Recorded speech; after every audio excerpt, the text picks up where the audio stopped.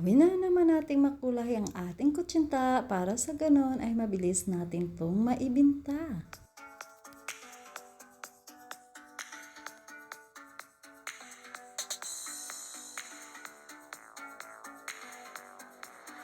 Dito sa ating measuring cup, naglagay lang ako ng 2 and 1 half cup ng tubig and 1 and 1/4 cup ng white sugar and 1 half teaspoon ng salt.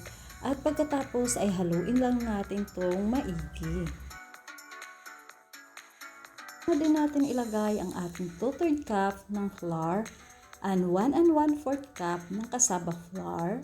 Haluin lang natin ito ng maigi. Dito sa part, hindi pa ako naglagay ng pangpakulay dahil sa huli natin to lalagyan ng kulay. At naglagay rin pala ako dito ng 1 teaspoon ng lye water or lehiya. Haluin lang natin ulit ito ng maigi at pagkatapos ay salahain natin ito. Bisis lang or pwede naman dalawa. Part, maglalagay na tayo ng pangpakulay. Nasa inyo na yan kung anong color ang gusto nyo.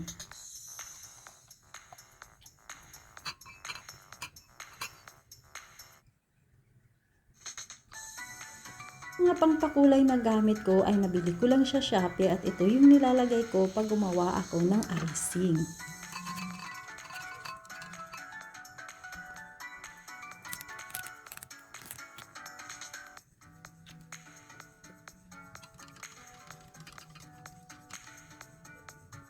Sa ating molder cup, para maiba na naman ang mga design, gumamit lang ako dito ng may mga hugis na bulaklak at ito ay i-glaze lang natin ito sa vegetable oil para mabilis lang matanggal ang ating kutsinta. Ating molder, maglagay lang ako dito ng yung walang kulay na ito yung ating kutsinta mixture. Tapos steam lang natin ito hanggang sa mag-dry siya. Mga seconds lang siguro. Ito nga pala, nagpakulo nga pala ako muna dito ng tubig at saka ko nilagay ang ating kutsinta mixture.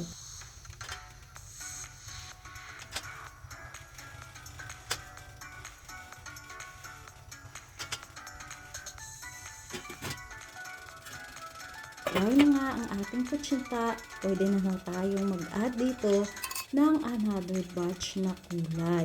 So, dito sa batch na ito, pwede nyo nang damihan ang paglagay.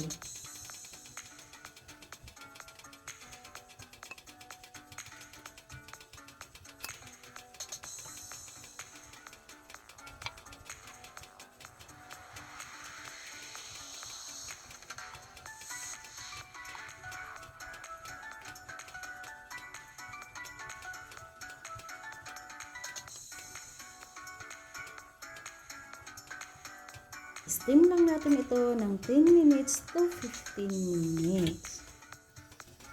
Ito na nga, okay na ang ating kutsinta. Ganito na ang kanyang resulta, mga kakuting.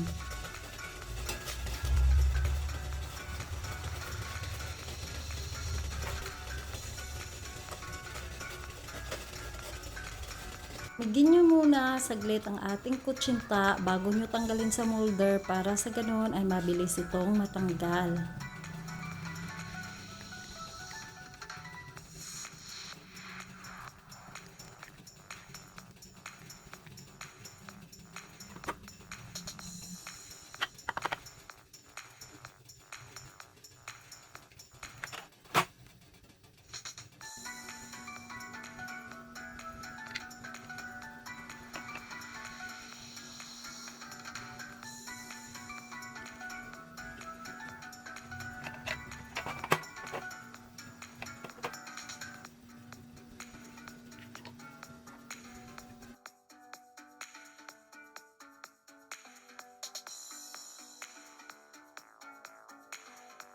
Toppings, pwede tayo gumamit ng cheese or niyog.